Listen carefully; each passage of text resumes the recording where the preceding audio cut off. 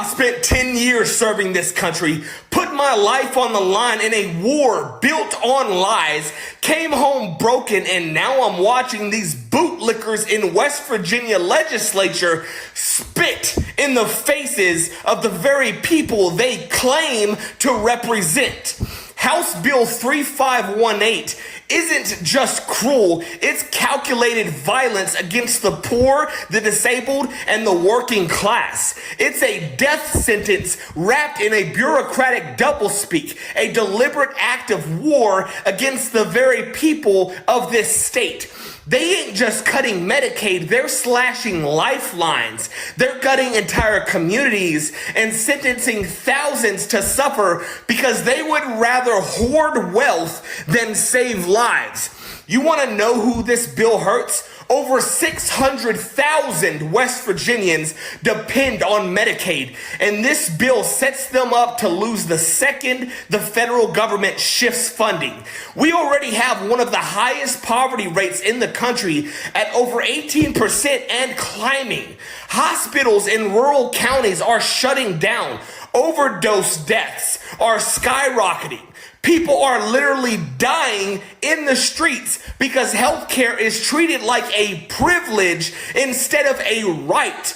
And these parasites in Charleston want to cut even deeper. And let's be honest, this ain't about saving money. If it was, they'd be clawing back the millions in corporate handouts and tax breaks for the rich. But no. They'd rather rip healthcare away from children, seniors, and disabled folks than dare touch the pockets of the elites pulling their strings.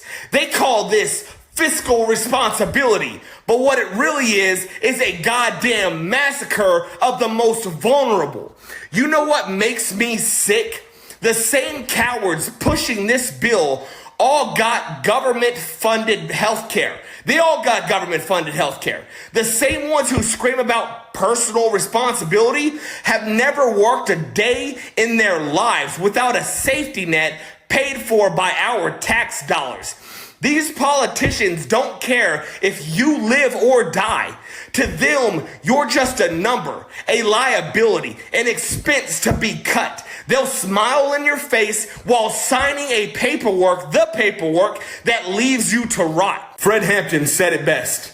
We're not going to fight fire with fire. We're going to fight fire with water. We're going to fight racism, not with racism, but we're going to fight it with solidarity. And let me tell you, solidarity is the only thing that'll keep us alive in this blood-sucking system. House Bill 3518 ain't just another bad policy. It's a declaration of war. And if they think we're just going to sit back and take it, they're dead wrong. Because I'll be damned if I fought overseas just to watch my own government turn around and kill its own people through poverty and neglect. If they're coming for us, then we sure as hell better come for them. All right, Shalom. All praise to the Most High Yahweh, by Hashem Yahushai, by Hashem Rakak, and double honor to our apostles and elders here at Great Millstone for teaching His truth that's going all around the earth. And Shalom to the hopeful elect.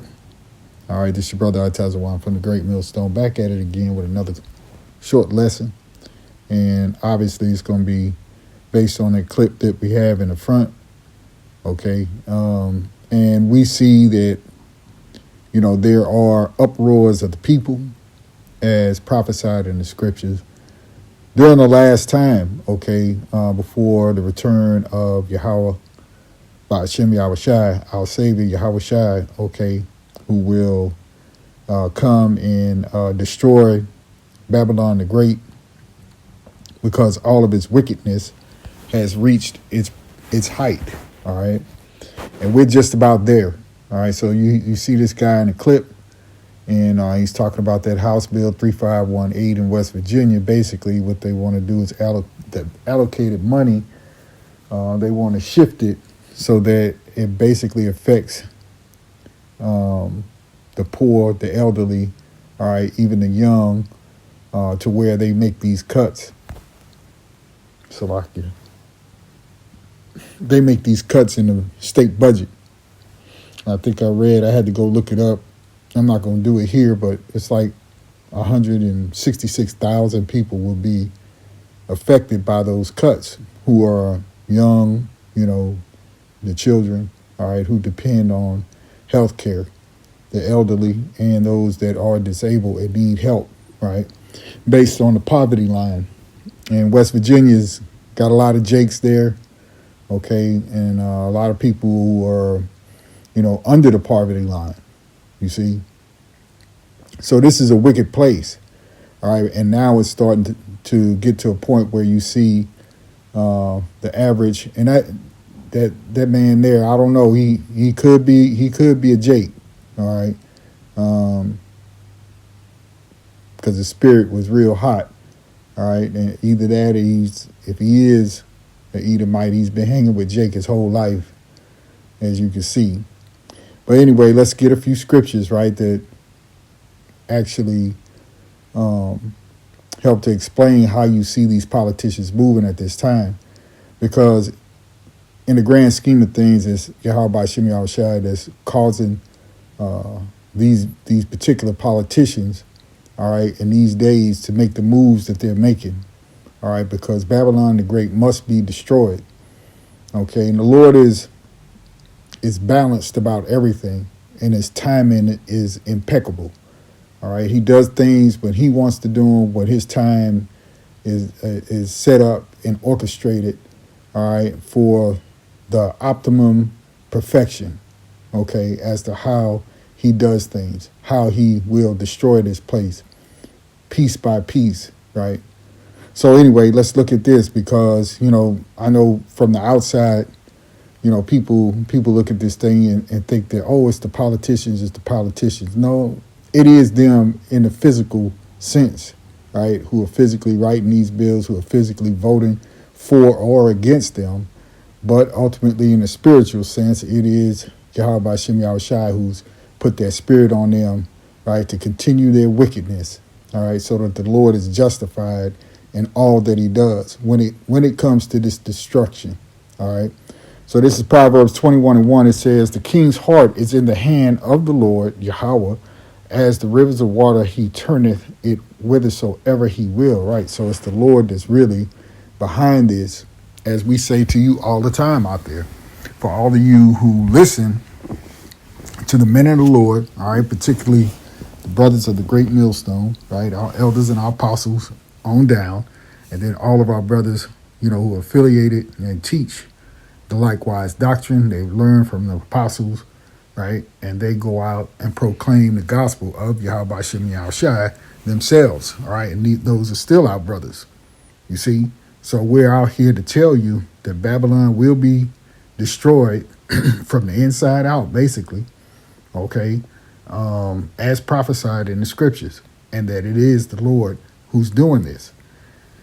Verse 2, every way of a man is right in his own eyes, but the Lord pondereth the hearts. You see, so a man may think that he came up with a particular idea, notion, okay, that I'm going to do this, I'm going to get X amount of people to agree with me, and we're going to vote this way or that way.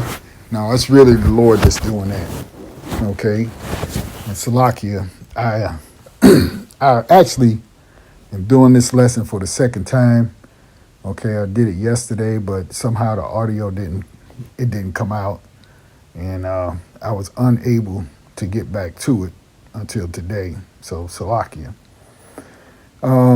This second Ezra 15, and let's jump in right there at 13, and it reads, "They that till the ground shall mourn, for their seed shall fail through the blasting and hail, and with the fearful constellation.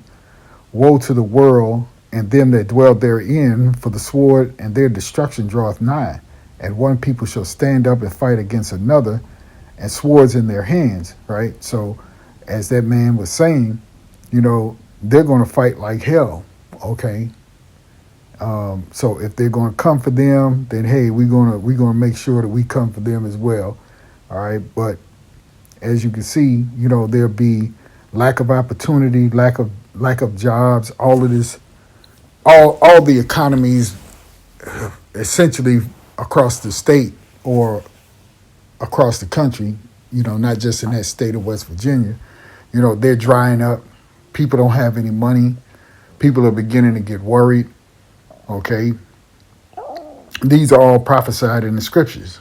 All these different types of events. All right. So going on to verse 16, it says, "For there shall be sedition among men, and invading one another, they shall not regard their kings nor princes, and the course of their actions shall stand in their power. A man shall desire to go into a city and shall not be able, for because of their pride the city shall be troubled, the houses shall be destroyed, and men shall be afraid, and man shall have no pity upon his neighbor, but shall destroy their houses with the sword and spoil their goods because of the lack of bread and for great tribulation." And that's what's on its way. You see trouble brewing here in Babylon the Great, all right, amongst the citizens, okay, and against, the working class or the working poor, okay, against the elite, right, and those that are in the positions of so-called power. All right. So this is Habakkuk 2:1, and it reads, "I will stand upon my watch and set me upon the tower, and will watch to see what he will say unto me, and what I shall answer when I am reproved. And the Lord answered me and said, and write the vision and make it plain upon tables, that he may run that readeth it. For the vision is yet for an appointed time, but at the time it shall speak and not lie. Though it tarry, wait for it, because it will surely come. It will not tarry." And these are these days that are upon us now. And see, most people who are outside of this truth, they don't understand things. Like when they read it in the scriptures, they think this is something that was pertaining to a time long, long, long ago, in which a lot of it did happen, right? But also these visions from the prophets, right, as they wrote them down, also concern just not their time, but times afterward, right, until its perfection, you see. So it could have happened in a time past, right, but it also means really that it could happen again, okay, and again, until the Lord is satisfied, until we get to that point of the perfection of the Lord, when he says it's enough. But the prophecy always stands, you see. Verse 4, it says, "Behold, his soul which is lifted up is not upright in him, but the just shall live by his faith." And you're coming into a time now. We see that, and by and large, those that are in so-called these positions of being a politician, as they call it, all right, which was never really supposed to be a profession, right? This was supposed to be people who were willing to be public servants, right, to the people for the governing of the people, okay? And they turned this thing into a lucrative business, all right, when it comes to lobbying and getting money and kickbacks and so on and so forth. So people go into politics because they want to be rich. They want to be powerful, not because they want to serve the people, okay? Verse 5, "Yea, also because he transgresseth by wine." And by the way, in verse 4, that soul that's lifted up and is not upright is the soul of Esau Edom, who's a liar, a murderer, a thief, right? All the wickedness that comes into this earth has been done by Esau Edom to a high level, okay? Higher than anybody else, higher than any other nation people, all right? Verse 5 again, "Yea, also because he transgresseth by wine, he is a proud man, neither keepeth at home, who enlarges his desires or his desire as hell, and is as death and cannot be satisfied." This man is never satisfied. He will never be satisfied until he has everything in his possession. Gimme, gimme, gimme, gimme, gimme, gimme. That's what politicians do. They just take. Okay? And that's Esau Edom in a nutshell. Never satisfied with anything. He's only satisfied if he has it all. All right? And and is as death and cannot be satisfied, but gathereth unto him all nations, and heapeth unto him all people. Let me drop down a little bit here. Let's go to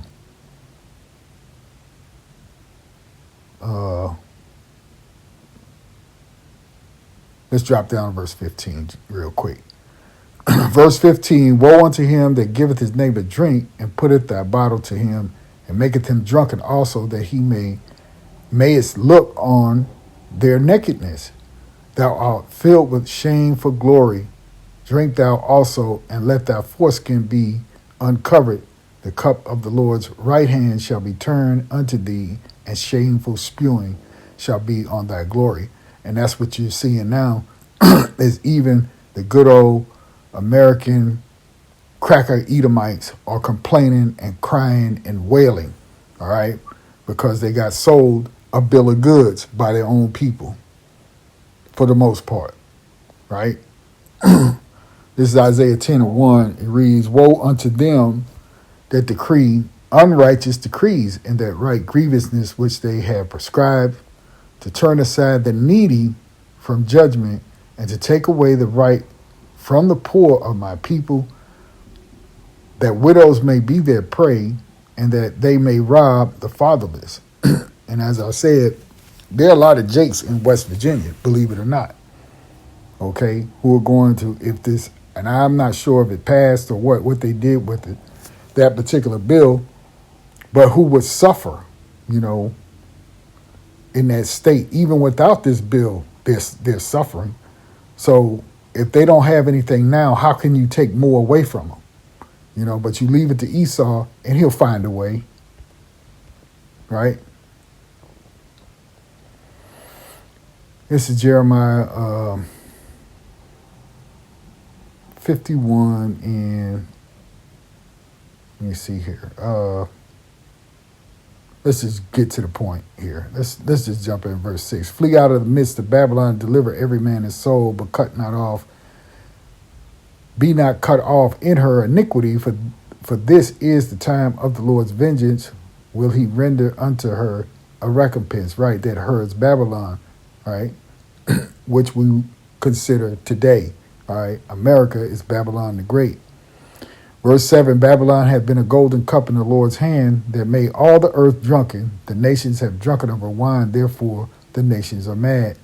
Babylon is suddenly fallen and destroyed. How for her take balm for her pain, if so she may be healed? We would have healed Babylon, but she is not healed. Forsake her, and let us go every one into his own country, for her judgment reaches unto heaven, and is lifted up even to the skies. And that's right.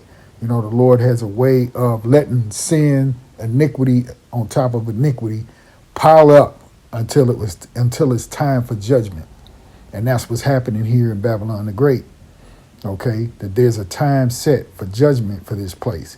All right, America is a huge altar. Okay, where this place is going to burn. All right, for all of its sin. Okay. There must be a great fire for this place. All right. Now, let's move forward. Let me see what else I got here. Revelation 18. We just start at the top, and we'll read probably the first 7-8 verses. All right. Where you see here is titled, what? Babylon is fallen. And this is in the last, right? In the last of the last days, the last day for Babylon. Okay. Revelation 18:1, and it reads, and after these things I saw another angel come down from heaven, having great power, and the earth was lighted with his glory. And he cried mightily with a strong voice, saying, Babylon the great is fallen, and is become the habitation of devils, and the hole of every foul spirit, and a cage of every unclean and hateful bird. For all nations have drunk of the wine of the wrath of her fornication, and the kings of the earth have committed fornication with her. And the merchants of the earth are waxed rich through the abundance of her delicacies. When you think about this place and all the other nations that had gotten rich, right, had used the Americans, if you will, okay, to make all of their money and sell all of their products here. This is why you have this so-called tariff war, right? But it's all in the grand scheme of Yahweh B'Shem Yahushai, to burn this place down to the ground. Okay? Verse 8, of Salaki, verse 4, and I heard another voice from heaven saying, come out of her, my people, that ye be not partakers of her sins, and that ye receive not of her plagues. For her sins have reached unto heaven, and Yahweh hath remembered her iniquity. See, we just read that. Okay? Reward her even as she has rewarded you, and double unto her, double according to her works. In the cup which she hath filled, fill to her double. How much she hath glorified herself and lived deliciously, so much torment and sorrow give her. For she saith in her heart, I sit a queen and am no widow, and shall see no sorrow, right? Which goes into the fact that this place has never been attacked per se, right, by any other nation, all right, to come up against it on its own shores, okay? Therefore shall her plagues come in one day, death and mourning and famine, and she shall be utterly burned with fire, for strong is the Lord power who judgeth her right. So it's the Lord's judgment that's coming against this place. All right. And really, when we go to 7, also let me add that, it's the pride of the people here. All right. That sit around and say, you got, what do you call them? Proud boys and so on, right? That Americans are extremely proud. This is why when you travel internationally, most people don't like Americans, okay, as they see it, all right, because they're so proud. They're so haughty and high-minded and think that they're better than everybody else, So when it says, I sit a queen and am no widow and shall see no sorrow, right, that's that pride of Esau Edom, okay, in America, that nothing can happen to us, you see. Make America great again, build back better, all these little slogans and phrases that they use, right, to try to act as if they're better than everybody else. Salaki, I didn't want that one. Let's go over here to 2nd Ezra 9, and we'll start right here at the top. It says, he answered me then and said, measure thou the time diligently in itself, and when thou seest part of the signs pass, which I have told thee before, then shalt thou understand that it is the very same time wherein the highest will begin to visit the world which he made. Therefore, when there shall be seen earthquakes and uproars of the people in the world, right, and that's what you're seeing over here in Babylon, is the uproars of the people now, because these people who voted, right, for this administration that you see now say that they didn't vote for this. Okay, all right. They were hoping that this fool would give them everything they want immediately, and DJ Trump is telling them, DJ Nero Trump is telling them, oh, be patient. Oh, this is going to work. We're going to bring back manufacturing. Well, you don't have any manufacturers that are here, number one. Number two, you don't have any skilled laborers that could actually do any manufacturing work. When they began to offshore everything back in the, mid to late 80s, all right, you basically put a death warrant, on Babylon. And as I reiterate, it's really the Lord that did that. Okay? So there will be no jobs coming back here. There's no manufacturing coming back here. You see? Verse 4, then shalt thou well understand that the Most High spake of those things from the days that were before thee, even from the beginning. For like as all that is made in the world hath a beginning and an end, and the end is manifest, right? Eventually, when something comes, it goes. All right? It doesn't stay forever. That's what they say. Nothing lasts forever. And that includes kingdoms, you see? Because Babylon, the great here, so-called America, the USA, was a kingdom, all right, which had its time. It had its run, all right? Verse 5, for like as all that is made in the world hath a beginning and an end, and the end is manifest. Verse 6, even so, the times also of the highest have plain beginnings and wonders and powerful works and endings and effects and signs. And you're seeing the effects and signs of a nation that is on its way out, not in, right? A nation that's being destroyed from the inside out with infighting, right? Separation. Okay. This is Ecclesiasticus or Sirach 10:1, and it reads, a wise judge will instruct his people, and the government of a prudent man is well ordered. And that's what you don't see. Okay, so you can tell the difference, right? When you read verse 1 and compare it to what you see now. You don't see either one. You don't see a wise judge. You don't see a government of a prudent man, right? That's going to instruct the people well. Okay, as the judge is of the people is himself, and so are his officers. And yeah, these governors who are under, right, the federal system, these governors of the state, these representatives, right, these mayors, right, councilmen, so on and so forth. Everybody's out for the money grab, okay? That's all it's about. How much money, how much tax money can we actually steal for ourselves? You see, it's nothing but total corruption. Verse 2 again, as the judge of the people is himself, so are his officers, and what manner of man the ruler of the city is, such are all they that dwell therein. An unwise king destroyeth his people, but through the prudence of them which are in authority the city shall be inhabited. The power of the earth is in the hand of the Lord, and in due time he will set over it one that is profitable, right? So the kingdom of heaven is on its way, right, in the name of Yahweh Ba'Shem Yahushai, and that's what will rule forever and ever upon the earth. These people who are in these offices today, yeah, the Lord allowed them to get in there, all right, especially here in Babylon once again, you know, for a small period of time. And then they have to be thrown down, and this place has to be burned and destroyed for all its wickedness. And all of its sin has reached unto the heavens, okay?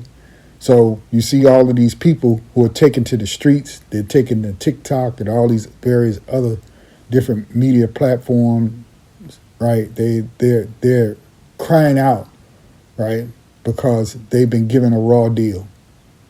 Well, that's the serpent for you, all right?